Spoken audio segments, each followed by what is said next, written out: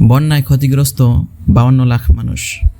উজানে ভারতের ত্রিপুরা থেকে নেমে আসা ঢল ও কয়েকদিনের প্রবল বৃষ্টির কারণে বন্যায় দেশের 11 জেলায় পানিবন্দী হয়ে পড়েছেন 10,47,029 পরিবার।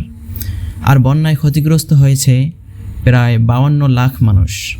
আজ দুপুরে এক সংবাদ সম্মেলনে এ তথ্য জানান দুর্যোগ ব্যবস্থাপনা ও ত্রাণ সচিব কামরুল হাসান। তিনি জানান 11টি জেলার 73 উপজেলার 545 ইউনিয়ন পৌরসভা বন্যা প্লাবিত এবং ক্ষতিগ্রস্ত হয়েছে। মৃতের সংখ্যা 18 জন, নিখোঁজ রয়েছেন 2 জন। পানিবন্দী ক্ষতিগ্রস্ত লোকদেরকে আশ্রয় প্রদানের জন্য 3,654টি আশ্রয়কেন্দ্র খোলা হয়েছে এবং আশ্রয়কেন্দ্রগুলোতে 4,15,273 জন লোক এবং 22,298টি গবাদি পশুকে আশ্রয় দেওয়া হয়েছে।